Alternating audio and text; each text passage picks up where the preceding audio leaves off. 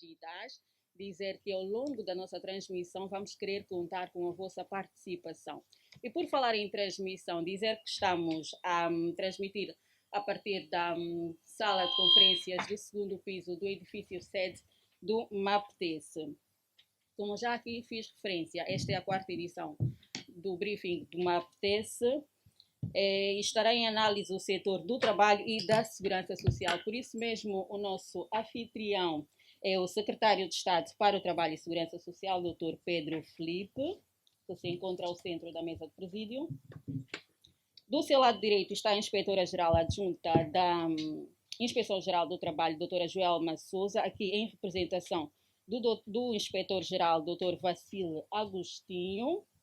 Mais para a lateral está o PCA do INSS, doutor Anselmo Monteiro, e à esquerda de Sua Excelência está o diretor-geral do INEFOP, doutor Manuel Bang.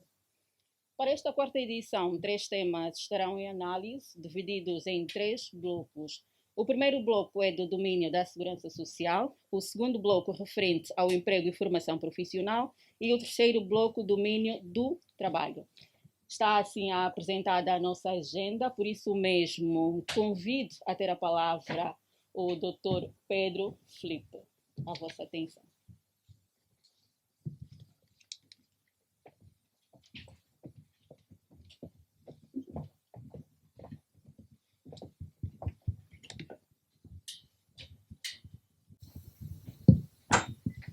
Muito bom dia, Excelência Senhora Ministra. É uma verdadeira honra tê-la aqui nesta sessão de briefing. Cumprimento também em especial todos os órgãos de informação social aqui representados, na pessoa dos jornalistas que foram destacados. Uma outra saudação aos internautas que nos têm estado a acompanhar em todas essas sessões que vêm acontecendo. Tal como referiu a minha colega, o grande propósito é partilhar com os cidadãos, com a comunidade angolana, os feitos, as realizações, os projetos e as perspectivas do Ministério da Administração Pública, Trabalho e Segurança Social. Hoje selecionamos 3 blocos e começaremos pelo bloco referente ao Instituto Nacional de Segurança Social, o INSS. E como tem sido prática, vamos partilhar as estatísticas vitais. As estatísticas vitais referentes ao número de contribuintes, ao número de segurados e ao número de pensionistas.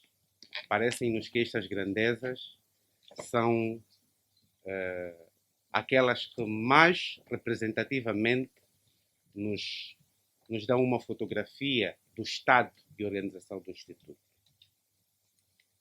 Os contribuintes, que são empresas públicas ou privadas, bem como entidades administrativas diretas ou indiretas, hoje representam 209.846 entidades.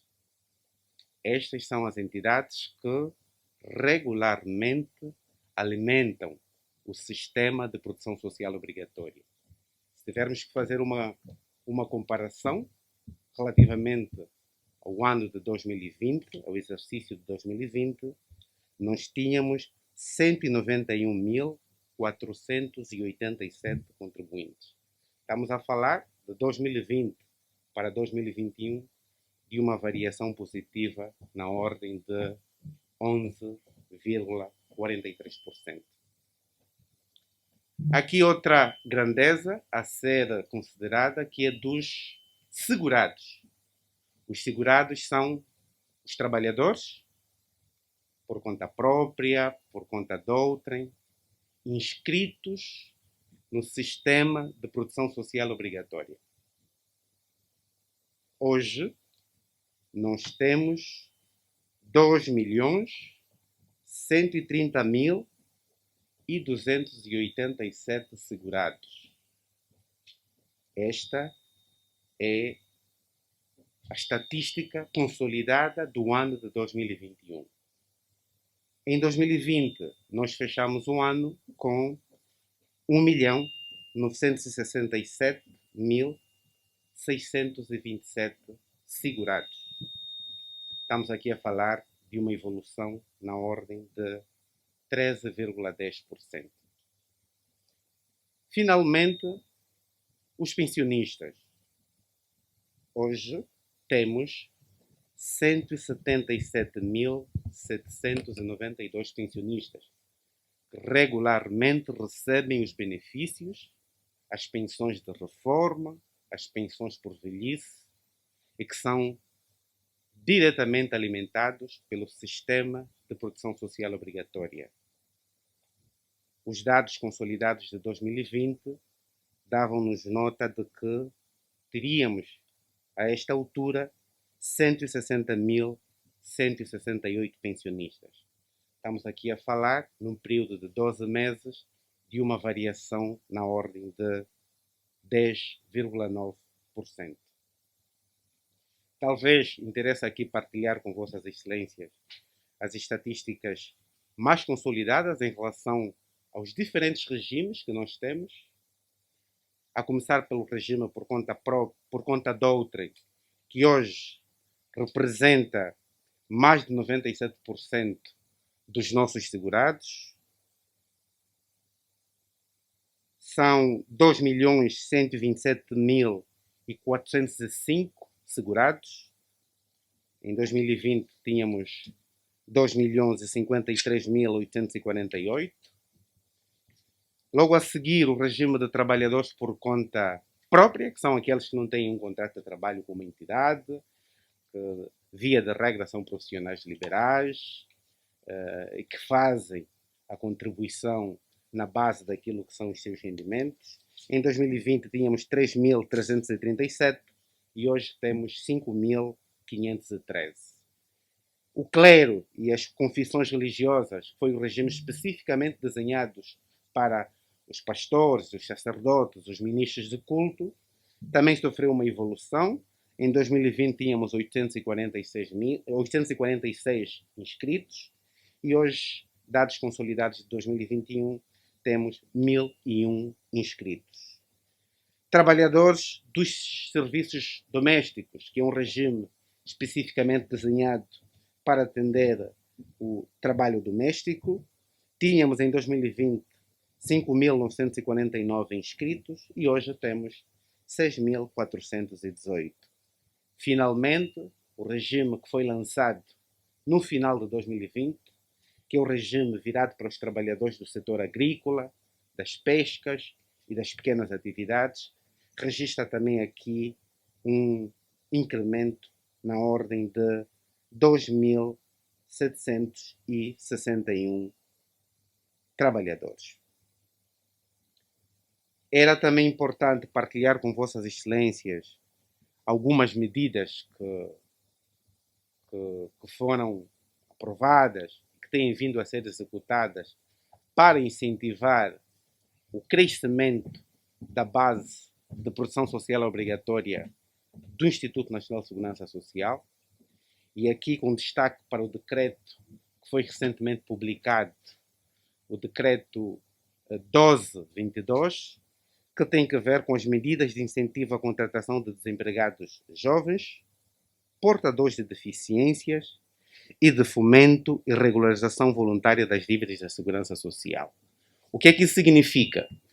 Isto significa que o Ministério da Administração Pública, Trabalho e Segurança Social, por orientação expressa do titular do Poder Executivo, levou à aprovação um regulamento que incentiva a contratação de jovens, incentiva a contratação daqueles trabalhadores que perderam os seus vínculos e já estavam inscritos na base de dados de segurança social, e incentiva igualmente a contratação de portadores de deficiência. como, mediante a isenção das contribuições referentes aos empregadores, às entidades empregadoras, durante um período de 12 meses, para aqueles que contratarem jovens dos 18 aos 30 anos, no sentido de ser uma medida de política ativa de emprego, mediante o desconto de 50% da contribuição referente à entidade empregadora. Estamos aqui a falar, ao invés de pagar 8%, vai pagar 4% se voltar a contratar aqueles trabalhadores que, por causa do contexto social em que estamos inseridos, da crise pandémica que levou, infelizmente, ao despedimento de muitos funcionários, se voltar a contratar esses trabalhadores, durante 12 meses, pagará apenas o correspondente a 50% da contribuição da produção social obrigatória. O mesmo se diga em relação aos deficientes físicos, em que as empresas que os contratarem durante 12 meses estarão isentas da contribuição da taxa de 8% referente à produção social obrigatória. Claro está que temos aqui um mecanismo para garantir que, durante os 3 anos subsequentes a esta contratação e a cedência desses benefícios, estes trabalhadores não possam ser despedidos. Porque se forem despedidos, se perderem os seus vínculos, a entidade empregadora que beneficiou deste bônus, permitam-nos aqui o termo, será obrigada a restituir os valores correspondentes a estes benefícios.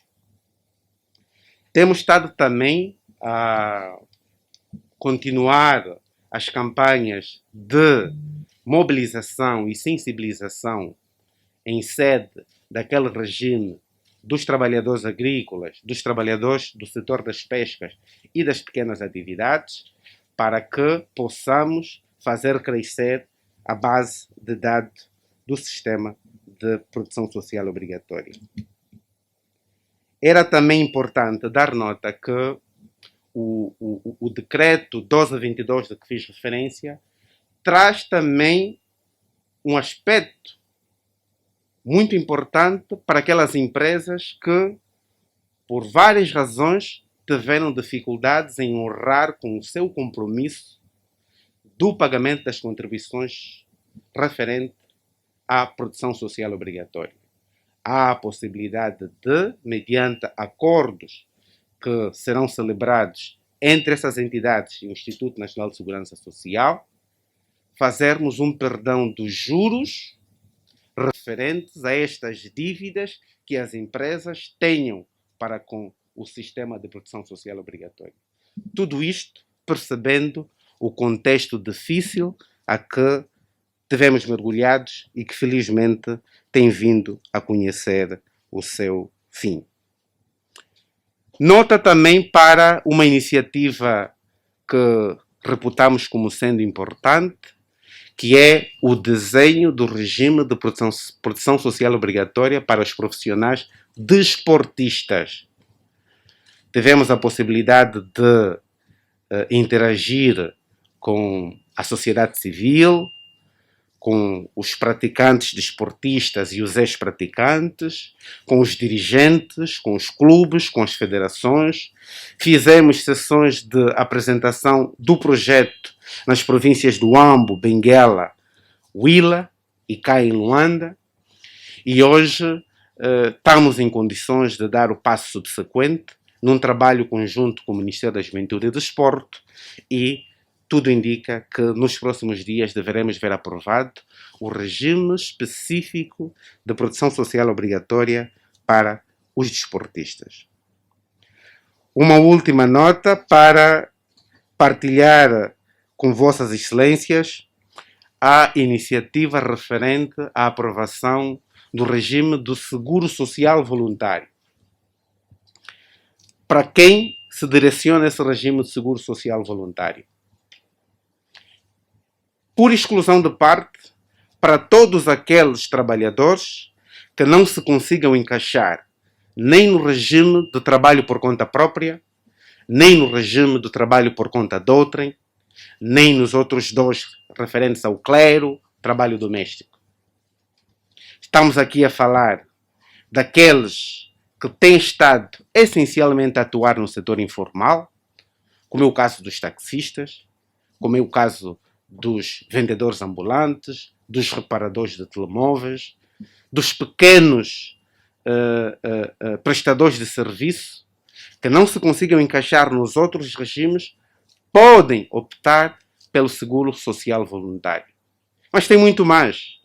Estamos a falar daquelas pessoas que tinham um vínculo jurídico com uma empresa e por qualquer razão deixaram de ter e não pretendem quebrar a cadeia de contribuições para o sistema de segurança social, podem voluntariamente continuar a contribuir.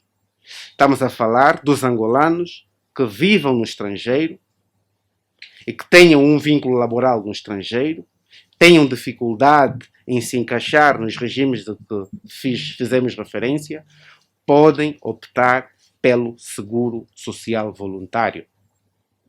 Estamos a falar também daqueles que eventualmente trabalhem em barcos,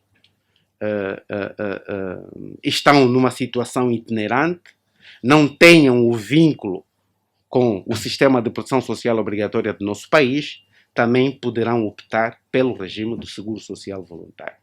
É um regime mais flexível, sem a rigidez dos regimes anteriores. Estamos aqui a falar que quem recorrer a esse regime poderá facilmente gerir aqui as suas expectativas em relação à proteção social obrigatória.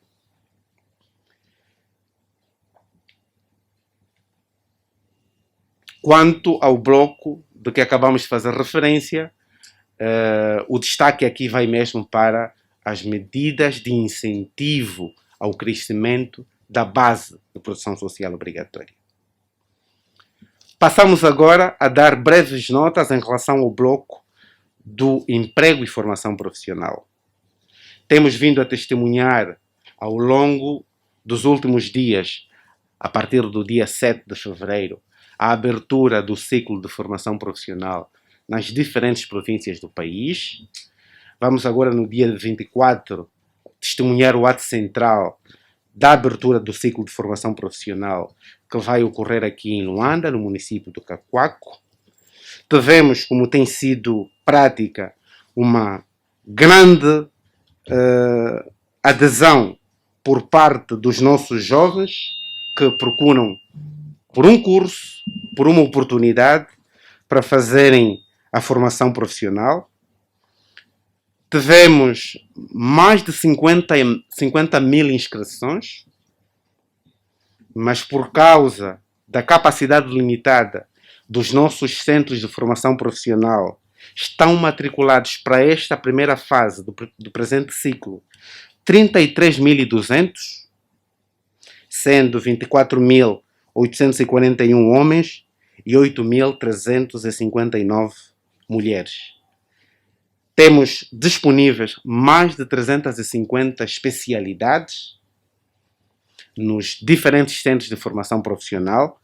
De lembrar que são 156 centros de formação profissional espalhados pelo país e temos noção de que estes centros ainda não respondem à grande demanda, à grande sede, à grande vontade que os jovens têm estado a manifestar pela formação profissional. Por isso é que, sob orientação de Sua Excelência Sr. Presidente da República, temos estado a levar a cabo um intenso programa de aumento da oferta formativa, mediante a construção de novos centros de formação profissional.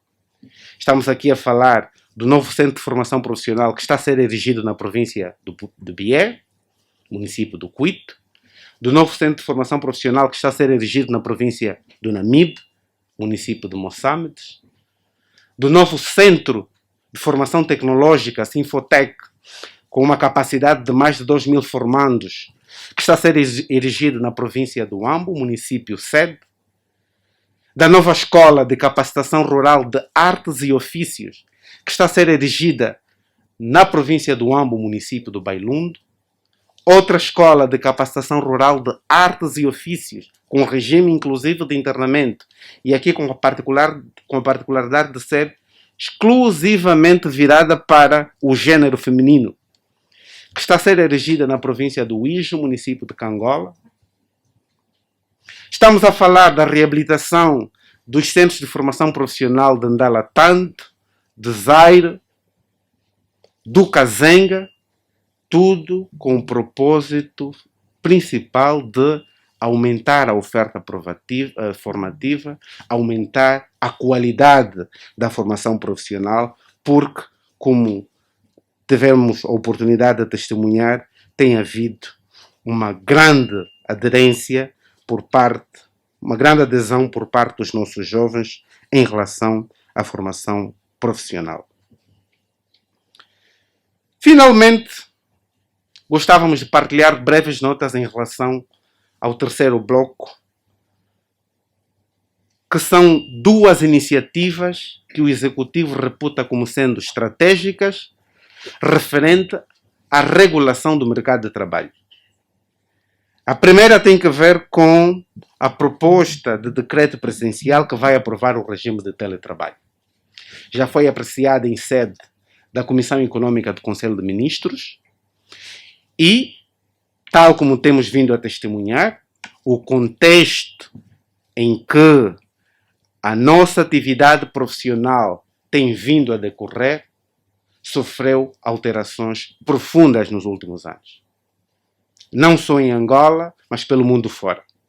Hoje, temos muitas pessoas a prestar atividade laboral em casa, algumas das quais até fora do nosso território nacional. Hoje, a realidade do teletrabalho impõe-se-nos sem que tenhamos grandes margens de recuo. Por isso, era necessário que fosse aprovado um instrumento para regular aquelas situações mais críticas do horário de trabalho, dos subsídios, da eventual fiscalização ou acompanhamento, do direito a férias e, por isso, sob iniciativa do Ministério da Administração Pública, Trabalho e Segurança Social, apresentou-se a proposta de decreto presidencial que deverá aprovar esse regime do teletrabalho. Finalmente, uma iniciativa que reputamos também de caráter estratégico e que de resto fazia parte da pauta de preocupações dos sindicatos, das entidades empregadoras, da sociedade civil em geral, que tem que ver com a proposta de alteração da Lei Geral do Trabalho. Foi finalmente submetida à apreciação dos membros do Conselho Nacional de Concertação Social, que deram nota positiva.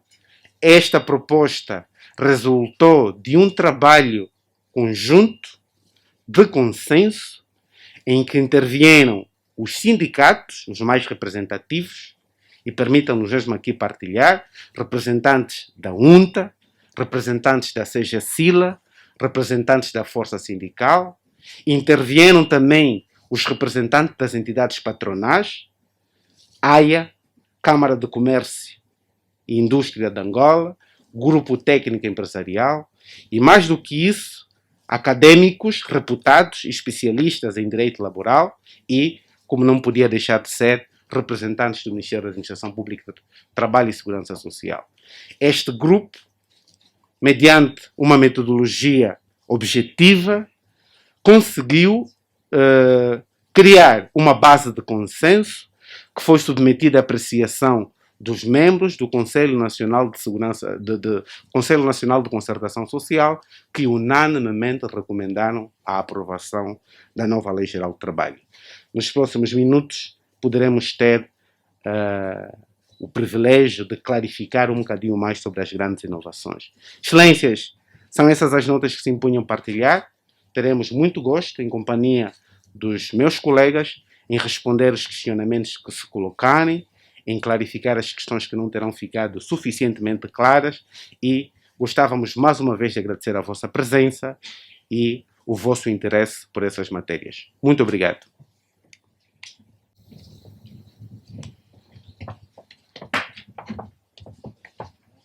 Muito obrigada, Secretário de Estado Pedro Filipe, Secretário do Trabalho e Segurança Social. Estão assim apresentadas os indicadores globais do trabalho e segurança social. Vamos então dar início ao momento de perguntas e respostas. Enquanto aguardo a lista de inscrições, reforçar aqui aos nossos internautas que podem colocar as vossas questões, que com certeza serão aqui respondidas. Agora sim, vamos então dar início ao nosso momento de perguntas e respostas, pelo que tem a palavra agora a jornalista Teresa Baião, da Rádio Nacional de Angola. A seguir, a jornalista Teresa Baião vai intervir o jornalista Adilson Machado, da TV Zimbo.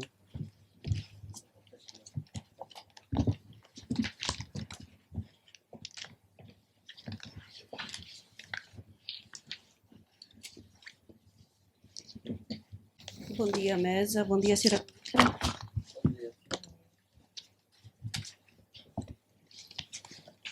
Eu gostaria de saber para quando a criação de medidas que garantam o subsídio de desemprego, não só o subsídio de desemprego, mas também para aqueles que já trabalharam e que infelizmente não puderam dar continuidade porque foram despedidos. Neste momento, o Sr. Secretário de Estado falou na construção de vários centros de formação profissional que estão a ser construídos em algumas províncias. Eu gostaria de saber se qual é o número, talvez tenha-me passado, qual é o número exato de que foram formados nos centros existentes e se tem havido algum acompanhamento para um melhor êxito.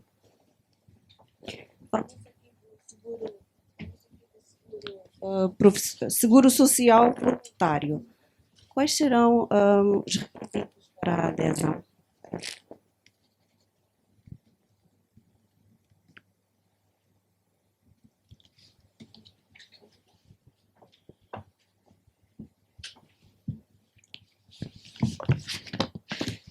Costuma-se falar em desvios profissionais por parte dos beneficiários. Isso em relação aos centros de formação, eu voltei a falar. Quais são as medidas que podem ser tomadas para evitar este acontecimento? Muito obrigada.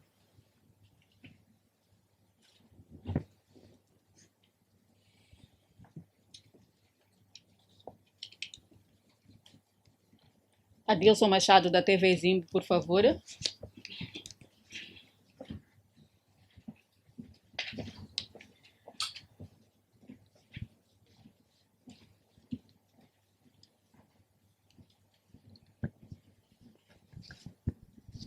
Muito bom dia a todos. Bem, a minha primeira questão tem a ver com o PREI. Eu gostaria de saber quando é que este projeto poderá cobrir o país todo. A segunda tem a ver com o PAP.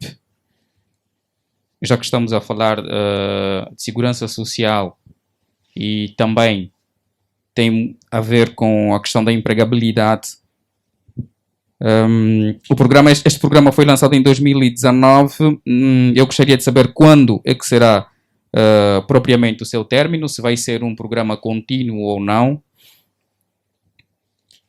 E gostaria de ter mais esclarecimentos em relação ao teletrabalho. De que forma é que poderá funcionar de concreto? Quais são as principais dificuldades que este projeto poderá causar, tanto às instituições quanto aos trabalhadores? E quem ou quais serão os principais beneficiados em relação a esta situação? As principais ferramentas e quanto à percentagem laboral. Vai ser mais presenciais, ou mais presencial ou mais teletrabalho? Muito obrigado.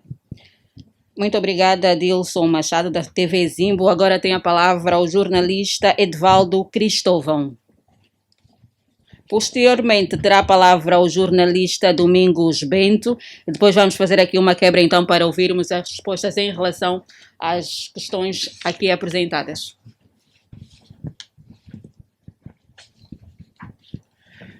Muito bom. Edvaldo Cristóvão, Jornal de Angola. Eu gostaria de saber do seu secretário de Estado por que é que não mencionou os dados sobre a IGT e do PAP. E a minha questão é a seguinte: o Seguro Social Voluntário já está em curso, como não será uma medida obrigatória, qual é o mecanismo que o Ministério pretende fazer que é para sensibilizar as pessoas que devem aderir a este projeto? Obrigado.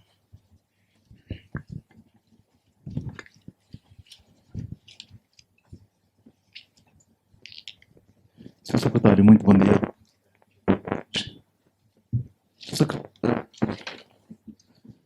Temos conhecimento que o PAP atualmente é um plano de executivo que visa combater o nível de desemprego que atualmente... Por favor, projete só mais a sua voz.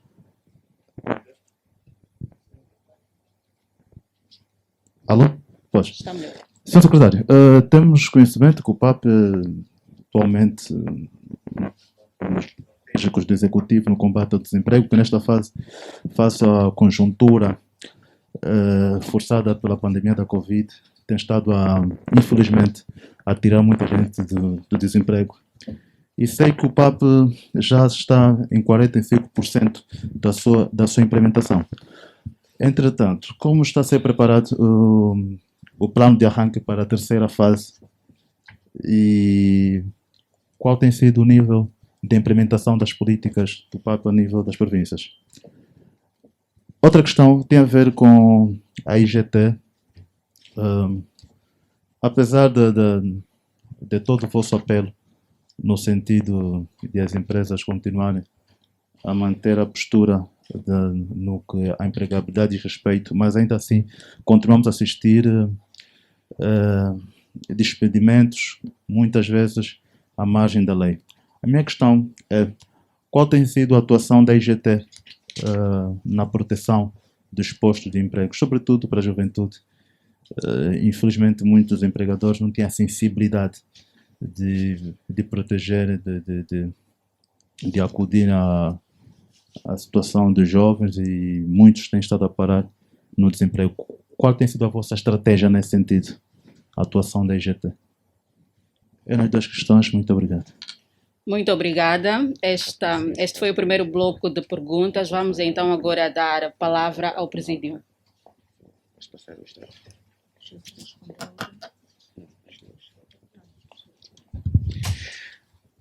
Muito obrigado ao Presídio. Os colegas que me acompanham, não tive o privilégio de cumprimentar-vos.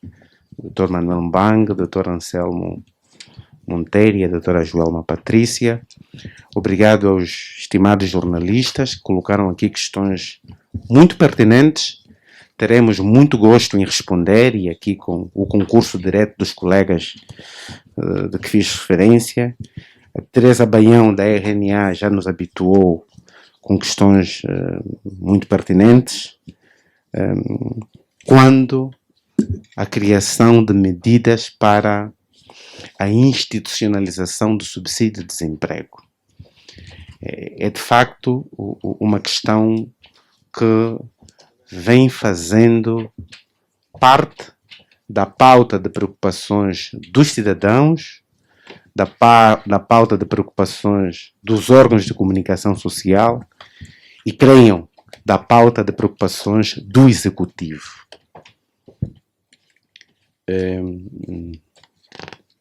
Mas permitam que partilhe aqui breves notas sobre a oportunidade e conveniência da institucionalização do subsídio de desemprego.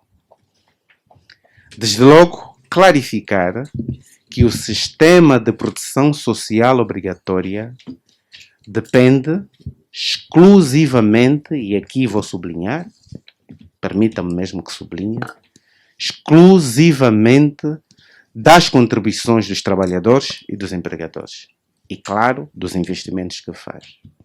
O que pressupõe dizer que, ao contrário do que acontece noutros países, em que temos remessas diretas das receitas ordinárias ou extraordinárias do Tesouro para alimentar o sistema de proteção social obrigatória, em Angola, o sistema de proteção social obrigatória sobrevive daquilo que recolhe. E hoje, tal como tivemos a oportunidade de referir, temos pouco mais de 2 milhões de trabalhadores inscritos no sistema de proteção social obrigatória. O que pressupõe dizer que, se atentarmos aos dados do Instituto Nacional de Estatística, que nos dá nota de que teremos qualquer coisa como 10 milhões de cidadãos a atuar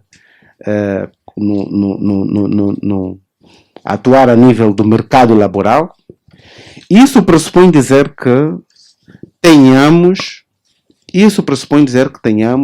mais de 8 milhões de trabalhadores que produzem, que têm rendimentos, mas que estão fora do sistema de proteção social obrigatória. Ora, se tivermos de avançar com o subsídio de desemprego, há aqui 3 vias possíveis para implementar isso. A primeira, se calhar seria a mais fácil, era subirmos as taxas de contribuição da segurança social. Como sabeis, é das mais baixas do mundo, em Angola. São 3% para o trabalhador e 8% para a entidade empregadora. E para os regimes mais bonificados, como é o caso do regime das pequenas atividades, temos taxas ainda mais baixas. 1,5% para o trabalhador e, ao invés dos 8%, temos 4% para o empregador. O mesmo se verifica em relação ao regime doméstico. E, portanto, se tivéssemos que avançar para isso, teríamos de subir as taxas, o que não convém, dado o nosso contexto. Outro caminho seria, eventualmente, recorrer a outras receitas. Desconhecemos as condições em que o país está mergulhado e, muito provavelmente, não seria sustentável. O outro caminho, o mais prático, o mais sustentável, em relação ao qual temos estado a apontar todas as baterias, é trazer para o sistema de proteção social esta força ativa que está no mercado informal, que produz, que tem rendimentos, para poder alargar a base e termos aqui um Instituto Nacional de Segurança Social mais robusto. E a partir dali, eventualmente, poderemos avançar para a institucionalização do subsídio de desemprego. Número total de formandos nos centros, vou no socorrer do diretor-geral do INEFOP para me ajudar a responder a essa questão, assim como a questão colocou logo a seguir sobre os alegados desvios de kits. O jornalista Adelson Machado, da TV Zimbo, traz-nos cá também questões interessantes. Cobertura do PREI a nível nacional. Devo referir que o programa de reconversão da economia informal é uma das grandes prioridades do Executivo. Tem como coordenador Sua Excelência Sr. Ministro para a Economia e Planeamento e coordenador adjunto ou coordenadora adjunta Sua Excelência Sra. Ministra da Administração Pública, Trabalho e Segurança Social. Foi já lançado na província de Luanda, na província do Ambo, agora, no dia de ontem, lançado e apresentado na província da Huila. Nos próximos dias, ao longo da próxima semana, será lançado na província do Ije, já foi também lançado na província do Bié. Portanto, a expectativa é de que, antes do final do primeiro semestre, tenhamos o PREI lançado e em execução em todo o território nacional, porque é uma das grandes prioridades. Quando termina o PAP? Antes de responder essa questão, gostava de clarificar que o fomento das políticas ativas de emprego é uma responsabilidade inerente ao Ministério da Administração Pública, Trabalho e Segurança Social e, mais especificamente, ao Instituto Nacional de Emprego e Formação Profissional, INEFOP. Portanto, como vocação, o INEFOP tem a responsabilidade de fomentar as políticas ativas de emprego.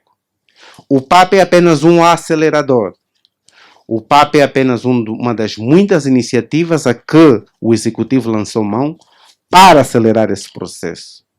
Portanto, depois do PAP, o INEFOP vai continuar. Depois do PAP, a responsabilidade pelo fomento das políticas ativas de emprego vai continuar, em princípio, sob a alçada deste Ministério do INEFOP. O PAP tem uma duração limitada, termina neste ano, no final deste ano vai terminar, vamos fazer um balanço e, em função dos resultados, depois se poderá avaliar a oportunidade e conveniência da continuidade deste programa.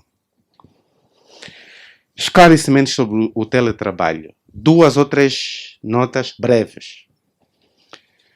Desde logo, o teletrabalho é direcionado a todas aquelas atividades em que é possível prestar a atividade laboral fora do contexto normal de trabalho.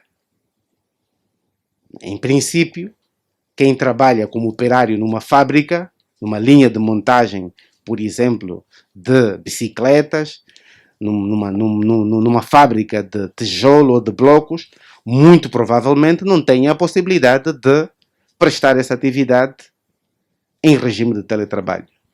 Mas todas aquelas atividades que permitirem este encaixe estão, em teoria, abrangidas pelo teletrabalho. 2. Qualquer trabalhador, contanto que tenha o acordo da entidade empregadora, poderá requerer ou solicitar a passagem da condição atual do trabalho presencial para o teletrabalho.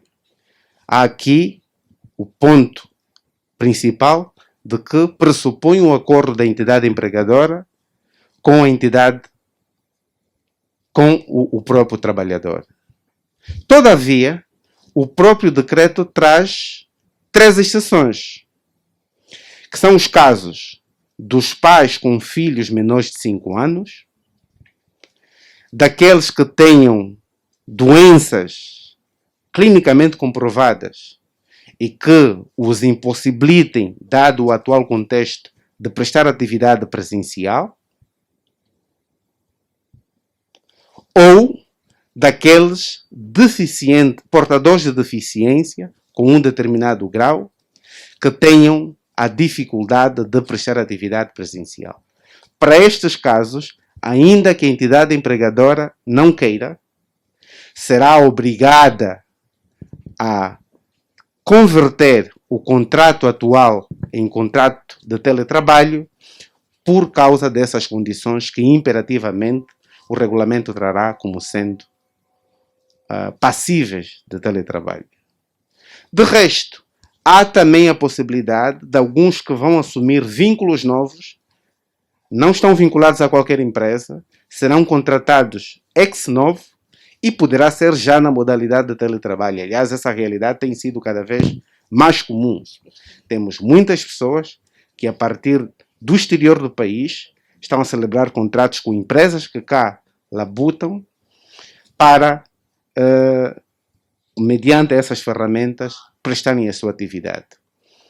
Os dados que solicitou sobre a propriedade dos instrumentos de trabalho, em princípio, é da entidade empregadora, embora nada obsta em que, em determinadas condições, seja o trabalhador a fornecer os instrumentos, e nestes casos, a entidade empregadora é obrigada a subsidiar os gastos inerentes à manutenção daqueles equipamentos, energia, internet, manutenção. Portanto, temos aqui várias inovações que teremos certamente mais oportunidades de clarificar. O jornalista Divaldo Cristóvão coloca-nos aqui dados referentes à IGT e ao PAP. vou-me socorrer da senhora Inspetora-Geral Adjunta do Trabalho e do Diretor-Geral do INEFOP para nos ajudar a responder a essas questões. Coloca também a questão das medidas de incentivo ao seguro social voluntário. Vou também me socorrer aqui do meu colega, o PCA do INSS, Anselmo Monteiro, para me ajudar a responder essas questões.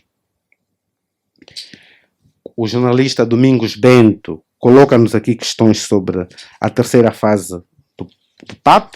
Também vou socorrer aqui do Dr. Manuel Mbang, o meu colega. E, finalmente, traz aqui uma alegada constatação da continuidade da violação reiterada por parte das entidades empregadoras sobre as normas de cariz laboral. A minha colega Joelma Patrícia também terá muito gosto em passar breves notas sobre este tema.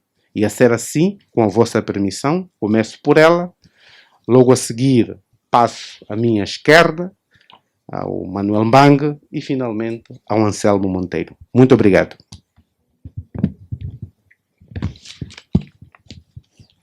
Obrigada, Sr. Secretário. Bom dia, Sra. Ministra. Bom dia, ilustres jornalistas e não esquecendo os internautas, claro. Voltando à pergunta colocada pelo jornalista Divaldo Cristóvão, devo aqui dizer que no ano de 2021 a Inspeção Geral do Trabalho realizou 9.088 visitas inspetivas, sendo com maior destaque para o setor do comércio, em que foram 4.815 visitas. Das infrações, nós temos um total de 32.000 infrações e 473. Também registramos acidentes de trabalho na ordem de 1.369, sendo 1.309 leves, 40 graves e 20 fatais. No capítulo das mediações, nós recepcionamos 5.939 mediações, ou seja, resoluções de conflitos laborais.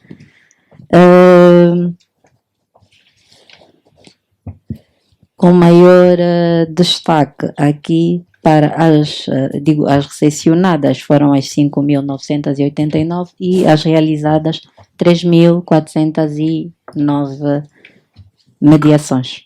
Muito obrigada. Não, peço desculpas.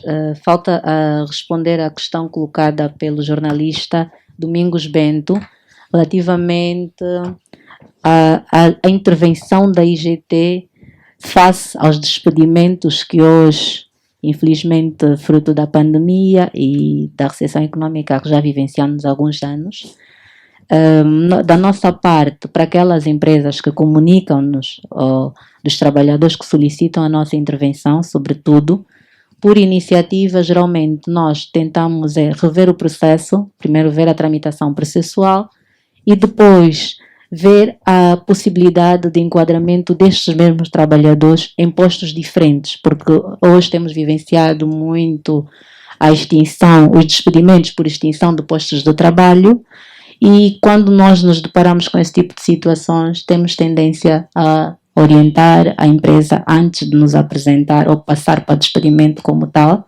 ver a possibilidade de enquadramento de acordo aos perfis em áreas diferentes dos postos extintos. Primeiro, uma outra medida que tem sido tida em conta por nós também prende-se com o direito de preferência para aquelas empresas em que nos apresentam cancelamento ou término de contratos. E ainda essa semana, por coincidência, foi-nos comunicado por uma entidade empregadora que o ano passado procedeu a um despedimento massivo em que houve o reenquadramento de alguns trabalhadores que viram os seus contratos caducados por extinção ou cancelamento de alguns contratos que essa mesma empresa detinha. Muito obrigada. Com a permissão do Sr. Secretário, bom dia, ilustres jornalistas, Sra. Ministra, muito bom dia. Os nossos internautas também desejamos um bom dia. Eu vou dar seguimento à brilhante apresentação sobre o seguro social voluntário apresentado já por Sua Excelência Sr. Secretário de Estado, e me vou ater aos requisitos para adesão aqui colocado pela nossa jornalista da Rádio Nacional de Angola. Portanto, sendo este um regime facultativo, obviamente ele abrange aquelas atividades específicas que não tenham ainda a possibilidade de estar integrado nos outros regimes já existentes na segurança social, e os requisitos de adesão passarão, obviamente, por apresentar a sua documentação para inscrição no Sistema de Proteção Social Obrigatória, para aqueles que fazem pela primeira vez. Para os que já estejam dentro do sistema e queiram, depois de ter ficado um período no desemprego, reatar a sua contribuição junto do Sistema de Proteção Social Obrigatória, por via da portabilidade do sistema por conta de outrem para este regime de seguro social obrigatório.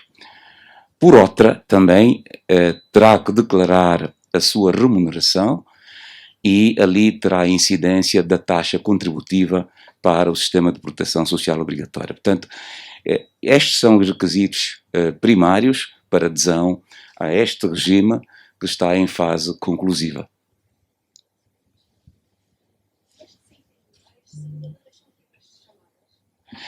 Não. Aqui estamos a falar de proteção social obrigatória. Portanto, as seguradoras não são aqui chamadas. Muito obrigado. Desculpa. Coloque.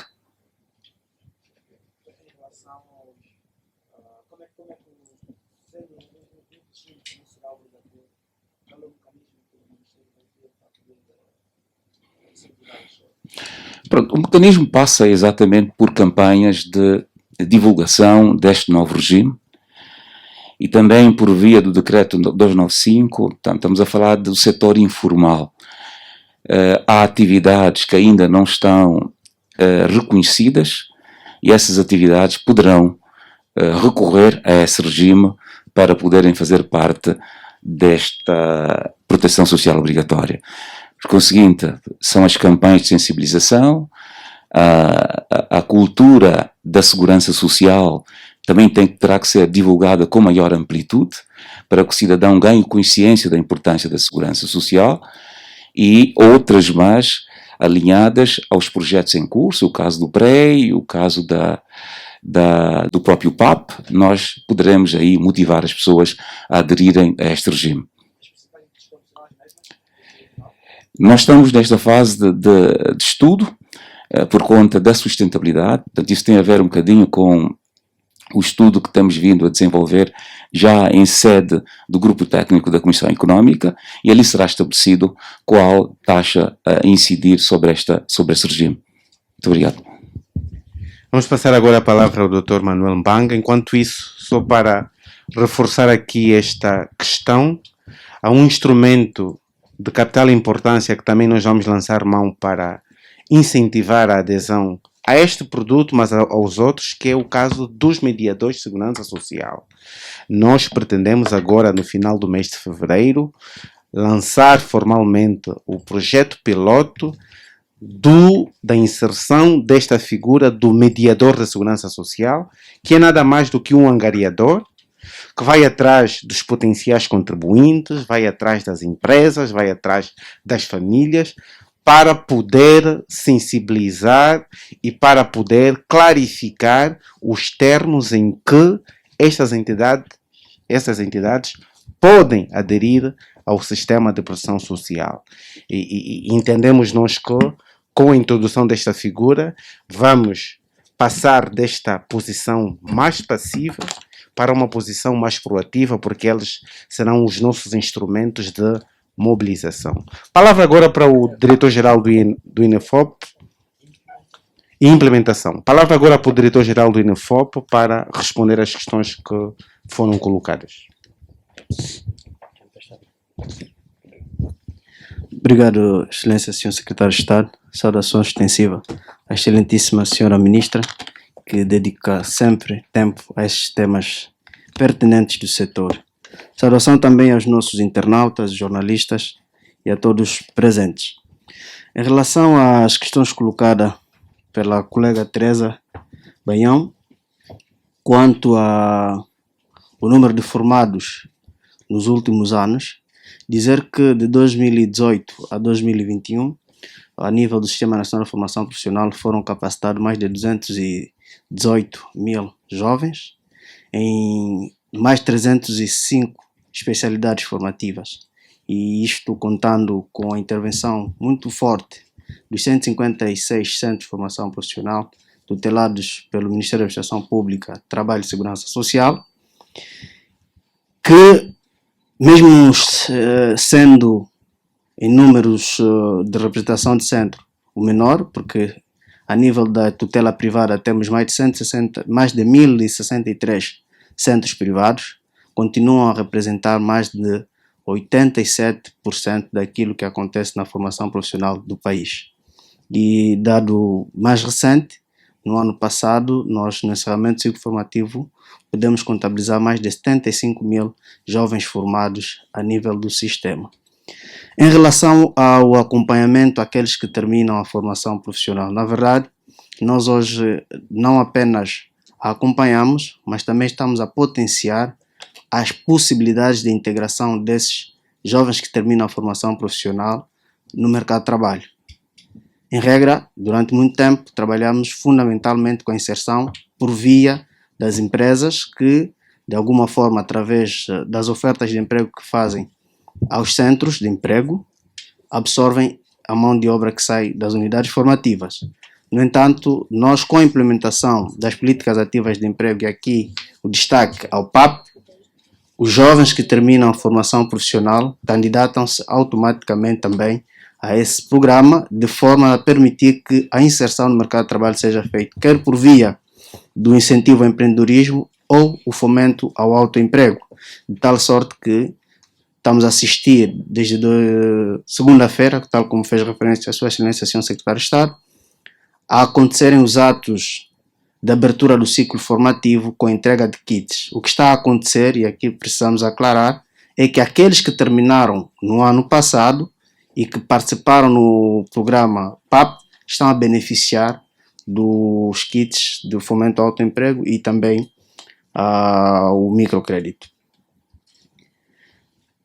Em relação a essa informação que nos traz quanto ao desvio dos kits, aqui o esclarecimento a dar é o seguinte: nós, na implementação do programa, daí haver algum rigor à entrada, precisamente para mitigar esse efeito que é natural na vida do empreendedor, principalmente nas microatividades, haver aqui alguma interferência entre as situações pessoais e o próprio negócio. Ou seja, em situação de aflição, a primeira coisa que surge, se calhar, é encontrar de forma imediata recursos para satisfazer aquela necessidade objetiva que tem.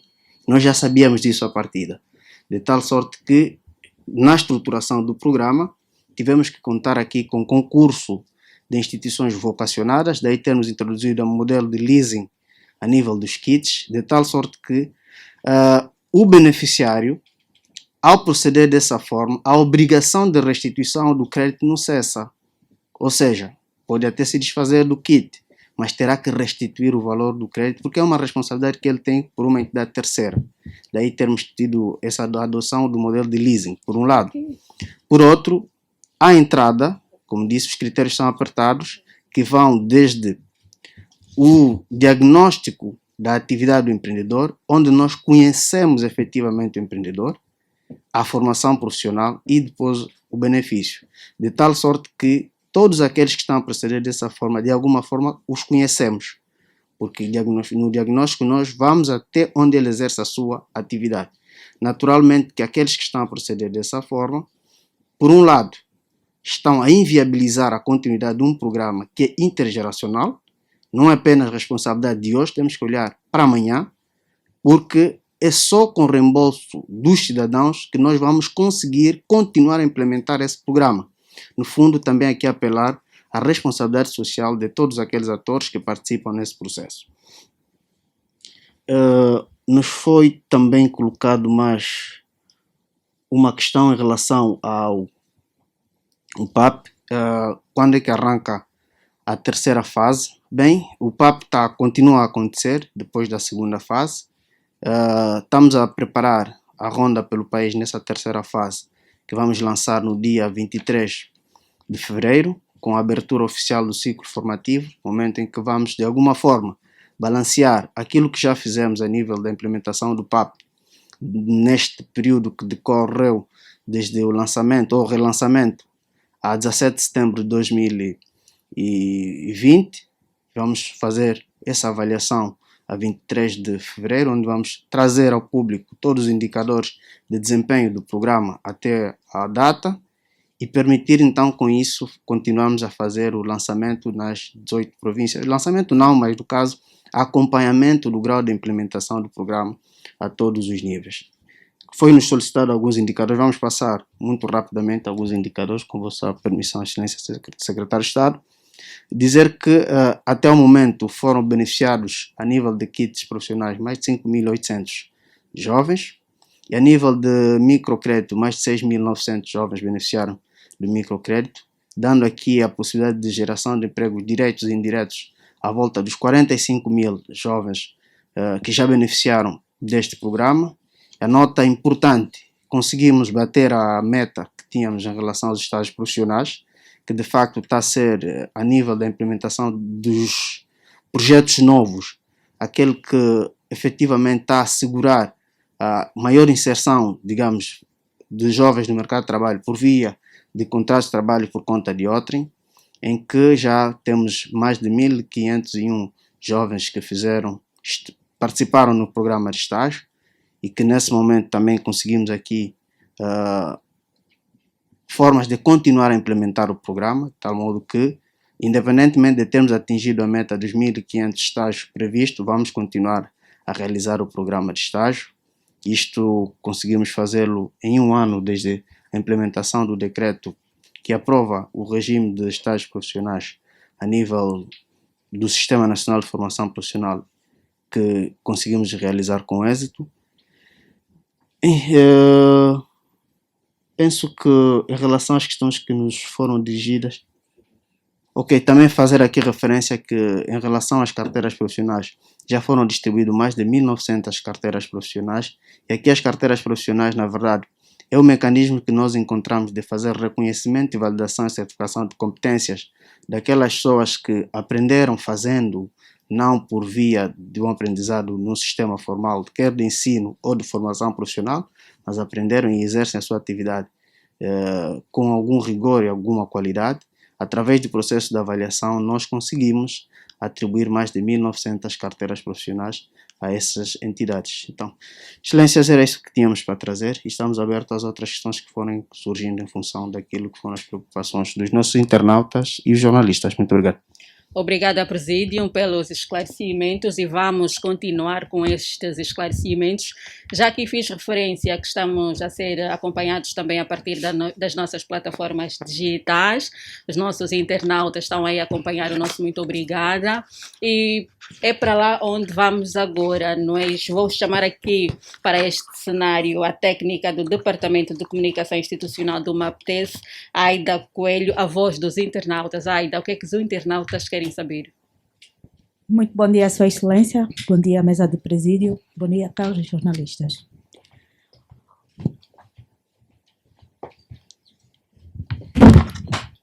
Então, eu venho aqui falar na voz dos nossos internautas, que parecem muito preocupados, porque eles estão muito voltados à IGT. O nosso internauta Gouveia pergunta por que a IGT parece ser um órgão inoperante. Qual tem sido o papel da IGT? A segunda questão quais são as maiores infrações que chegaram até hoje à IGT, porque eles não têm conhecimento de nada. A outra pergunta vai para o INEFOP. O INEFOP parece que não tem dado conta da demanda concernente os cursos. Dizem que os cursos mais procurados são os cursos que não têm professores para poder dar arranque ao mesmo. Obrigada. Obrigada, Aida Coelho. Estão aí expostas as perguntas dos nossos internautas. Muito obrigada. E passo então a seguir à mesa do presídio para as devidas respostas. Muito obrigado. E é reconfortante saber que estamos a ser acompanhados pelos internautas, com preocupações também pertinentes e que a todos nos mobilizam. Em relação à alegada inoperância da IGT, com o devido respeito à opinião aqui do internauta, não nos parece que seja este o caso. Aliás, agora em 2020, num esforço muito grande, fez-se aqui o recrutamento de mais 150 inspetores para que possamos ter uma capacidade de resposta maior. É bem verdade que o país é grande, temos 1.246.700 km², temos mais de 164 municípios, mas ainda assim a Inspeção Geral do Trabalho tem marcado presença a nível de todo o território nacional, mesmo naqueles municípios em que não tenha representantes permanentes, no âmbito das suas visitas, no âmbito do seu calendário de visitas, tem estado a fazer e a ter uma atuação muito grande. Aliás, os números que foram partilhados pela senhora Inspetora-Geral Adjunta sobre as mediações, sobre os conflitos, sobre a intervenção, são por demais elucidativos. Todavia, eu depois vou querer que a minha colega dê mais nota para dar aqui o conforto ao nosso internauta Gouveia. Nem tudo é perfeito, temos os nossos desafios, aqui muito por melhorar, mas não é minimamente sensato que consideremos a IGT como sendo um órgão inoperante. Quais as maiores infrações? A minha colega também terá a oportunidade de falar sobre isto. Demanda em relação aos cursos de formação profissional. Antes de passar a palavra ao diretor-geral do INAFOP, gostava de partilhar duas notas. A primeira, que temos feito um esforço muito grande para adequar aquilo que é o nosso plano formativo, aquilo que são os nossos currículos e programas profissionais, aquilo que são as necessidades do mercado. É assim que hoje temos cursos que não faziam parte da nossa grelha formativa. Estamos a falar do design gráfico, que são cursos muito recentes, reparação de antenas parabólicas, reparação de telemóveis. Estamos a falar de cursos de DJ, que nós temos a nível dos nossos centros de formação profissional, exatamente para ajustar a oferta formativa aquilo que é a necessidade do mercado. Isto por um lado. Por outro lado, não obstante, a nível do nosso sistema de formação profissional, temos um número ainda insuficiente de formadores. Estou aqui a recorrer à minha cábula para dar o número exato e não avançar aqui com um número especulativo. Nós temos neste momento 1.251 formadores que fazem parte dos 156 centros de formação profissional controlados pelo INAFOP. Não obstante isto, a forma como temos estado a comaltar e a suprir o déficit de formador é mediante o recurso a uma bolsa de formadores. São entidades e profissionais que não têm um vínculo definitivo com o INAFOP, mas que são contratados de forma pontual para facilitarem uma formação, para facilitarem um curso específico. E no âmbito das iniciativas do Avanço e do Capacita do PAP, tem sido esta a filosofia. Por isso é que, se prestarmos atenção aos números que foram divulgados relativamente ao ciclo de formação profissional passado, nós tivemos mais de 87 mil formandos, quando no ano anterior tivemos pouco mais de 23 mil. Por quê? Porque não nos limitamos a oferecer a formação profissional nos clássicos centros de formação profissional, Mas fomos ao encontro desses jovens, mesmo naqueles municípios em que nós não temos um centro de formação profissional, mediante o recurso a esta bolsa de formadores, que têm servido para empolar os números, e hoje os resultados parecem-nos muito animadores, mas temos a noção e temos a consciência de que o desafio ainda é grande e temos um caminho por fazer. Aqui, com vossa permissão, passarei a palavra à Inspetora-Geral Adjunta e logo de seguida ao Diretor-Geral do INEFOP. Obrigada, Excelência, Secretário de Estado. Respondendo à questão ligada ao internauta Gouveia, vou só aqui reforçar as infrações com maior destaque, porque penso eu, na minha intervenção anterior, não ter dito quais eram as de maior destaque. Mencionei apenas que estávamos em 32.473 infrações registradas no ano 2021. Com maior destaque nós temos a segurança social em 3 eixos, um ligado à não inscrição de empresas e trabalhadores, o segundo, o atraso no pagamento das contribuições à mesma, e o terceiro, não menos importante, que é a retenção de contribuições. O que é que acontece? Ainda verificamos empresas que procedem ao desconto dos trabalhadores, mas que entretanto não depositam no Instituto Nacional de Segurança Social. Não menos importante ainda, temos a questão da reincidência, em que se coloca ou se constata naquelas empresas em que são inspecionadas e que, envolvido algum tempo, elas permanecem sem proceder à inscrição das mesmas e dos seus trabalhadores. Uma outra infração que nós também temos registrado prende-se com o qualificador ocupacional, a não elaboração por parte de algumas e a não aplicação do mesmo, conforme o decreto 7001 de 5 de outubro. Hoje, com a Covid-19, temos também verificado com maior incidência a questão ligada aos exames de admissão, periódicos e de demissão.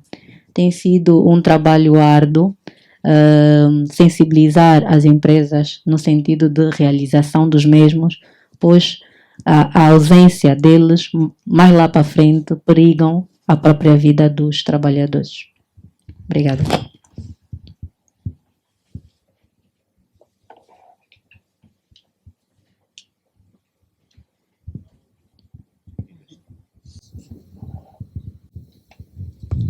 Visando acautelar as infrações mais gritantes, nós temos tendência e por se tratarem primeiro de infrações não facilmente reparáveis, como algumas empresas nas suas alegações tentam defender-se, nós temos aplicado mesmo multas às empresas infratoras para estas infrações facilmente reparáveis. Obrigada. Obrigado, Excelência, Senhor Secretário de Estado. Na verdade, o secretário acabou respondendo à questão na íntegra. Só espero que isso não tenha afetações salariais. Bem, aqui apenas dizer que a preocupação do nosso internauta Gouveia é legítima, porque o mercado de trabalho é dinâmico e é necessário que as estruturas formativas se adaptem ao contexto. No entanto, aqui o equilíbrio está no facto de considerarmos importante a intervenção também hoje, quer do programa Avanço, que nos permite ter uma bolsa de formadores muito mais alargado. Nós hoje temos a nível do programa Avanço mais de 300 formadores em várias especialidades. O secretário de Estado fez referência aqui de algumas especialidades novas que surgiram com a implementação desse programa, mas podíamos aqui adicionar algumas especialidades como energias renováveis, que na verdade é uma adaptação que vamos fazendo dos conteúdos formativos àquilo que é o contexto das empresas, sendo certo que a margem de crescimento ainda é muito grande e daí terem surgido com muita frequência espaço para a intervenção dos entes privados. Por isso é que nós fizemos referência aqui de termos hoje registrado mais de 1.063 centros privados que de alguma forma vão colmatando esse vazio de mercado. Então pensamos que será efetivamente uma das questões que vamos continuar a trabalhar no sentido de colmatar esses vazios, ajustando quer os conteúdos formativos, quer também como criando espaços para a intervenção de outros entes, de forma que a oferta formativa seja o mais ajustado possível à realidade e à necessidade das empresas e dos cidadãos no geral. Muito obrigado. Obrigada, Presídio. Estão a ser respondidas as questões dos nossos internautas. Agora vamos voltar para a sala para abrir o terceiro bloco de perguntas. Tem a palavra agora o jornalista Valdemar Marçal, da Rádio Nacional de Angola. Obrigado, muito bom dia. As minhas questões têm a ver com a Lei Geral do Trabalho. Eu gostava que o Sr. Secretário de Estado falasse de forma clara sobre as inovações constantes neste diploma. A outra questão tem que ver também com o horizonte temporal para a sua aprovação final. Lei Geral do Trabalho. A outra questão é para o Dr. Anselmo Monteiro, PCA do INSS. Na sua explanação, o Sr. Secretário de Estado referiu que o regime do trabalhador por conta de outrem representa 97,1% de segurados. Eu queria saber quais são as estratégias que o INSS tem para que haja um certo equilíbrio em relação aos outros regimes. Muito obrigado. A seguir, então, vamos dar a palavra ao jornalista Júlio Muhungo, da Rádio Eclésia.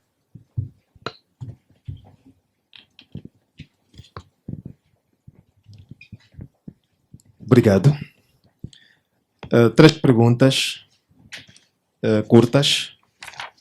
A primeira pergunta serão dirigidas ao Secretário de Estado. A primeira pergunta: há informações que dão conta de que há empresas públicas que não pagam a segurança social. O Ministério tem informação ou tem conhecimento desta informação? Não tem? E se tem, que passos tem dado no sentido de repor a legalidade?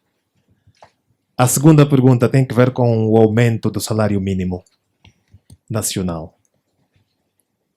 Que critérios foram usados no sentido de se chegar aos números que foram apresentados no que toca ao aumento salarial? Quais foram esses critérios, ou que critérios foram esses usados?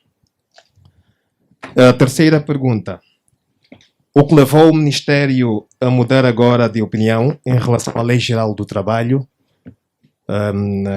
quando antes ou por altura da sua aprovação, várias centrais sindicais bateram-se contra, mas ainda assim ela foi aprovada? Por que este recuo agora? O que é que esteve na base? Obrigado. Muito obrigada. E agora tem a palavra o jornalista Antunes Zongo, espero estar certa, do Novo Jornal. Ok, duas perguntas, depois fui ultrapassado em muitas. É relativamente ao mediador de seguro social. Ok. Há um regulamento próprio que determina a atuação do mediador de seguro. Gostava de saber se essa figura do mediador do seguro social consta dessa norma, e caso não consta, não será que estamos diante de uma figura ilegal? A outra questão tem que ver com um conflito que existe há algum tempo entre as seguradoras, os players tradicionais de seguros e a banca. Os players tradicionais do setor dizem que os operadores bancários não têm informação para subscrever seguros e que, em face disso, alegadamente cometem muitos erros, muitas falhas. E por isso pedem que a banca abdique de emitir, de subscrever seguros. Portanto, não será que o Ministério entrará também nesse rol de problemas? Obrigado. Obrigada. Está a pedir a palavra agora, finalmente, para fecharmos mesmo o bloco de baterias de perguntas, à jornalista Teresa Baião, da Rádio Nacional.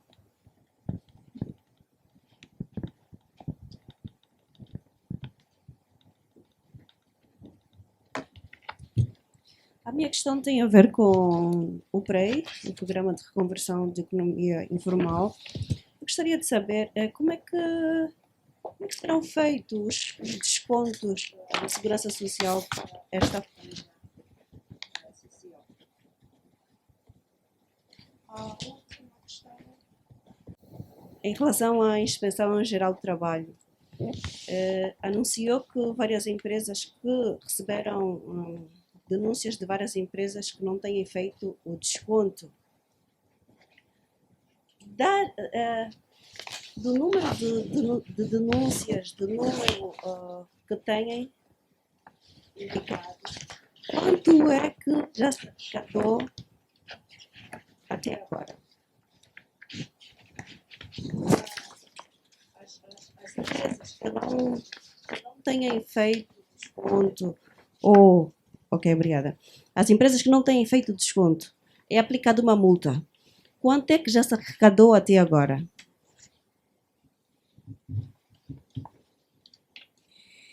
Mais alguma questão? Teresa? Vou ficar por aqui. Ok, muito obrigada. Vamos então dar a palavra à mesa do presídio.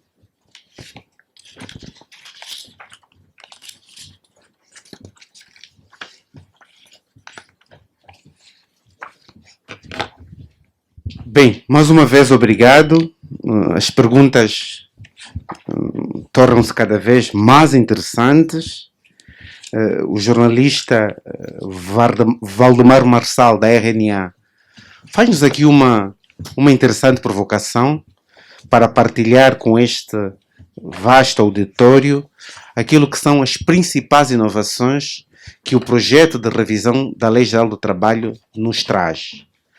É óbvio que terei de ser muito sucinto, até porque este projeto traz muitas inovações, mas aqui, com vossa permissão, destacaria 3 ou 4 pontos. E como primeira nota, devo clarificar que o grupo que esteve diretamente envolvido neste processo teve a preocupação de equilibrar, por um lado, a estabilidade do emprego e, por outro lado, a flexibilidade para permitir que os investimentos sejam feitos, para permitir que os empresários tenham margens para desenvolver a sua atividade empresarial. Portanto, isto foi a bússola orientadora de todo este trabalho. Tínhamos de garantir estabilidade dos vínculos laborais, mas tínhamos de garantir alguma flexibilidade para não sufocar a atividade dos empresários. Feito isso, e em função daquilo que foi o diagnóstico que o grupo fez, as propostas de alteração, que são muitas, podem ser destacadas as seguintes: a reintrodução do modelo de contrato de trabalho por tempo indeterminado como sendo regra, ao contrário do que acontece na atual Lei Geral do Trabalho. A introdução a nível dos contratos especiais, desta figura do teletrabalho e da figura do contrato de trabalho desportivo. A introdução, e nós reputamos isso como também de grande importância, do catálogo dos direitos, liberdades e garantias fundamentais dos trabalhadores. Hoje, coloca-se com muita cuidado questões que têm a ver com o direito à intimidade da vida privada, não só do trabalhador, mas da própria entidade empregadora. Questões que têm a ver com a liberdade de expressão do trabalhador e da entidade empregadora. Questões que têm a ver com o respeito pelas convicções políticas, ideológicas e religiosas dos trabalhadores e da entidade empregadora. Portanto, era necessário que este catálogo de direitos, liberdades e garantias fundamentais fizesse parte da Lei Geral do Trabalho. Também foram acauteladas as questões de mobilidade da força de trabalho em empresas que se encontram em regime de grupo. Hoje, uma realidade cada vez mais presente. Foi eliminada aquela lógica da diferenciação do montante das indemnizações em função da dimensão da empresa, sendo micro, pequena ou média empresa. Se tiver que praticar um despedimento ilícito, vai indemnizar o trabalhador sem atender à sua dimensão. Portanto, Valdemar Marçal, temos um prato cheio de novidades, de propostas, e estas, se calhar, são as que interessavam. A outra questão direcionou ao PCA do INSS, o meu colega Anselmo Monteiro. Perguntou para quando a aprovação. Foi a aprovação de um instrumento desta natureza, obedece a várias fases. Para lá da elaboração técnica, havia a precedência obrigatória da submissão desse instrumento à concertação social. Porque é um projeto de lei que tem de merecer o caucionamento, a bênção e a aprovação dos nossos parceiros sociais. E isso foi feito no dia 18 de janeiro, e o passo subsequente será levar à consideração do Conselho de Ministros, e acreditamos que nos próximos dias deveremos ter notícias sobre este processo. Passado pelo Conselho de Ministros, vai ser submetido à Assembleia Nacional, e nós não temos o controle sobre a agenda do Poder Legislativo, mas acreditamos que, pela sensibilidade, pela natureza e pela importância deste diploma, deverá entrar na pauta de prioridades do Parlamento. Júlio Muongo traz aqui 3 questões extremamente importantes. Empresas públicas que não pagam, não fazem os descontos à Segurança Social. Se o Ministério tem conhecimento desta realidade. Tem, e não é exclusivo das empresas públicas. Temos empresas públicas, empresas privadas, que infelizmente, por várias razões, por dificuldades, por displicência, por várias razões que não adianta aqui escalperizar, não têm estado a cumprir regularmente com as contribuições a nível da Segurança Social. E a questão que coloca é o que é que o Ministério tem vindo a fazer.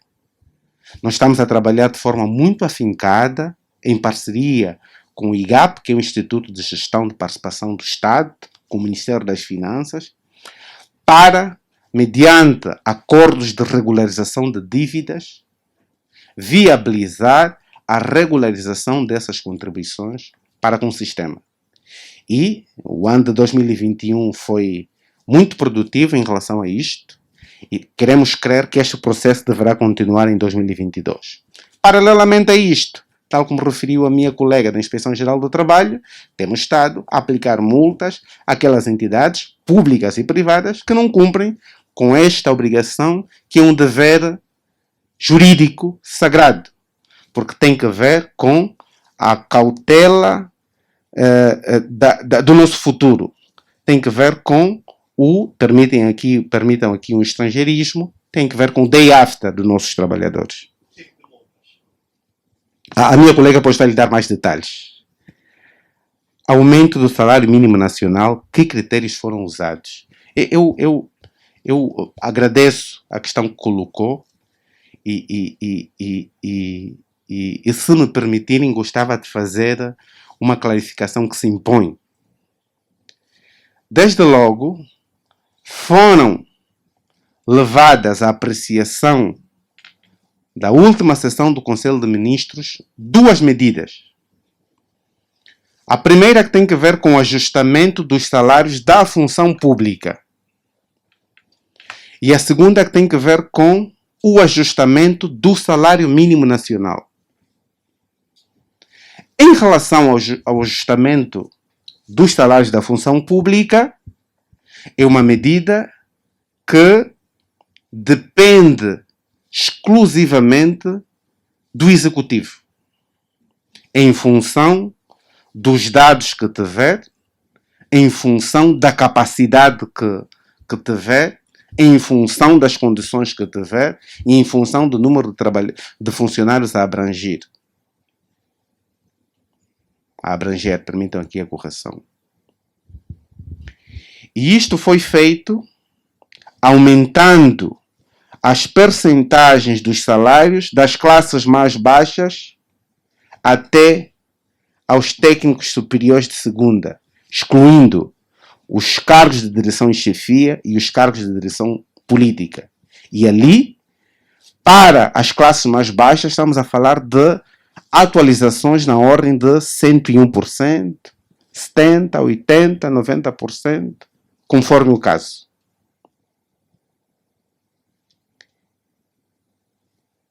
Paralelamente a este processo, foi levada à consideração do Conselho de Ministros e Sua Excelença Presidente da República a proposta de alteração do salário mínimo nacional.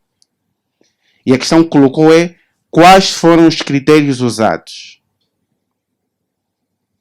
Existe um grupo técnico que resultou do Conselho Nacional de Concertação Social. Este grupo técnico é integrado por representantes dos sindicatos, e aqui destaque para a UNTA, para a CGSILA, para a Força Sindical, representante dos empregadores, portanto das entidades patronais, e o destaque vai para a AIA, Associação Industrial Angolana, para a Câmara do Comércio e Indústria, para a PNEA, que é uma associação das mulheres empreendedoras, representantes de alguns ministérios, como é o caso do Ministério das Finanças, do Ministério da Economia, do Ministério da Construção, e como não poderia deixar de ser, do Ministério da Administração Pública, Trabalho e Segurança Social. Este grupo técnico, que é independente, que não se subordina a qualquer ministério, a qualquer entidade, elabora todos os anos um relatório sobre o estudo referente ao salário mínimo nacional. E aqui há duas variáveis que são consideradas, dentre outras. Uma, o nível de inflação dos preços. Outra, que é o nível de degradação do valor da moeda. Com base nesses estudos, é publicado este relatório que é entregue anualmente ao Ministério da Administração Pública, Trabalho e Segurança Social. E foi com base neste relatório e nas consultas adicionais que foram feitas com o Grupo Técnico Empresarial dos Estados, que é uma instituição exclusivamente composta por empresários, em que intervieram os representantes destes sindicatos, em que se chegou à conclusão de que dever-se-ia atualizar os salários mínimos, o salário mínimo nacional, na ordem de 50%. Importa referir que a atualização do salário mínimo nacional tem de levar em consideração a capacidade que as empresas detêm de suportar esses salários. Nós temos empresas de Cabinda ou Cunene, com variadas dimensões, com capacidades diferenciadas, e temos de atender na atualização e nos ajustamentos a capacidade que essas empresas terão de suportar. Que não é só o Estado, é sobretudo o setor empresarial. E foi por isso que, tendo este grupo técnico proposto uma atualização de 45%, depois dessas consultas, depois de um estudo aturado, o Ministério da Administração Pública, Trabalho e Segurança Social propôs a atualização para 50%, o que foi aceite por Sua Excelência Sr. Presidente da República. É bem verdade que pode não estar à altura daquilo que são as reais aspirações dos trabalhadores.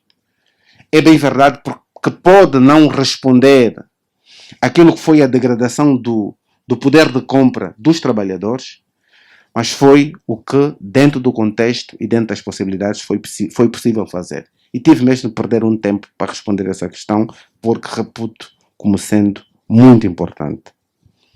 O que levou ao recuo na aprovação, na alteração da LGT? Não houve um recuo. Como tudo na vida, há um período de aprovação, há um período de avaliação E em função das eleições que se retiram em função disto, podem-se introduzir emendas. E temos vários exemplos. Essa não é a primeira lei que está a ser alterada. Aliás, a própria lei magna, que foi aprovada em 2010, agora, no ano passado, foi objeto de reapreciação. Portanto, administrar é exatamente isto. Gerir é exatamente isto. É ter a capacidade de reavaliar as opções, reorientar o sentido do tiro em função daquilo que forem os dados que o contexto oferecer. E o contexto atual ofereceu-nos elementos suficientes para propor a que os órgãos de direito possam alterar a Lei Geral do Trabalho. Portanto, não há aqui propriamente um recuo, há apenas uma reavaliação dos dados. Mediadores da Segurança Social. Aqui o nosso companheiro Antunes Zongo, do Novo Jornal, coloca essa questão. E coloca uma preocupação interessante. Não será ilegal? Não. Nós, em 2020, fizemos aprovar um decreto presidencial, tome nota, se permitir, 301/20, que institucionaliza a figura do mediador da Segurança Social. E não vem concorrer com as outras empresas de seguros. Não.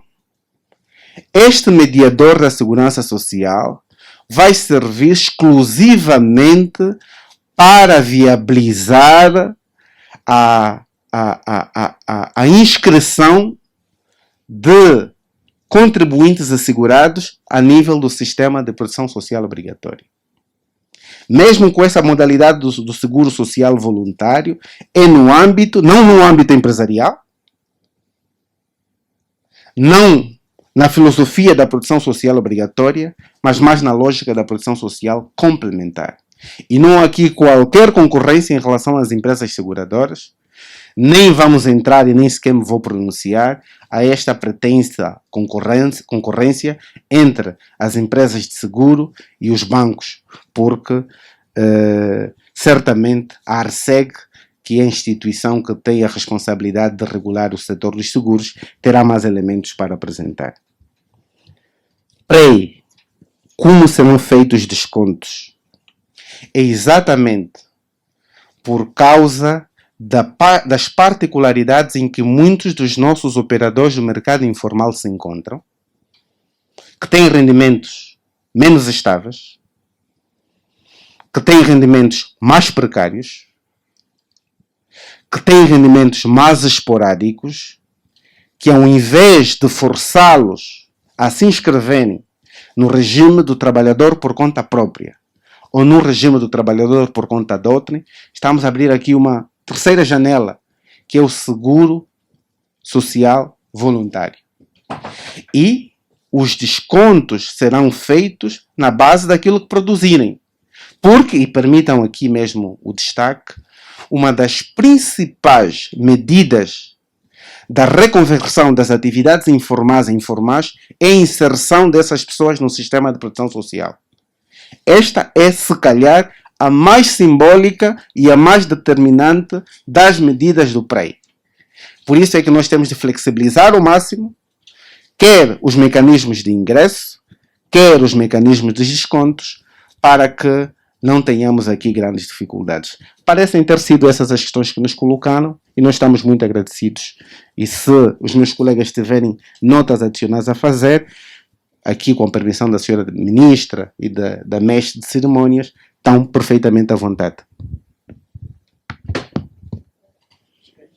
Em relação ao IGT, ficou uma questão para responder. Sim, obrigada.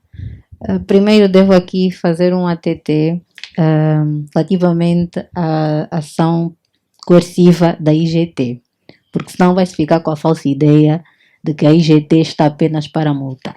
Nós também temos ação pedagógica. E quando eu falava da reincidência relativamente à não inscrição da empresa e trabalhadores, era exatamente nesta vertente que eu também quero reforçar, que aí incide a ação pedagógica da Inspeção Geral de Trabalho. Não apenas nesta, como noutras, em que nós identificamos como infrações facilmente reparáveis.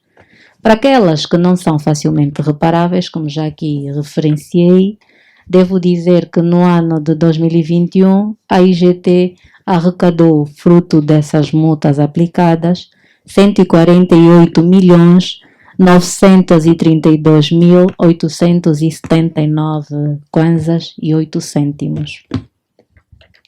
Obrigada. Era isso.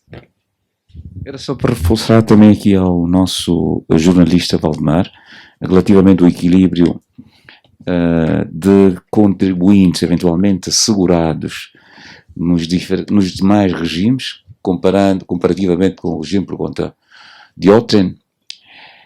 É natural que estudos feitos apontam em todo o mundo que o regime por conta de outrem é aquele de maior expressão dentro do sistema de proteção social obrigatório. Nós temos vindo a desenvolver algumas campanhas junto do regime de trabalhadores domésticos para termos aqui um crescimento maior, porque é um número considerável de trabalhadores domésticos que existem no mercado e que ainda não estão inscritos no sistema de proteção social obrigatório. Também temos exatamente a questão do próprio 295, que é o regime esse de baixo rendimento, que vai proporcionar a entrada de novos segurados para o sistema. Portanto, existe uma campanha a decorrer para que nós tenhamos aqui, não direi um equilíbrio, mas o aumento de segurados nos outros regimes. Muito obrigado. Muito obrigada, Presídio. E estão então assim respondidas as questões aqui à volta dos indicadores globais do trabalho e da segurança social.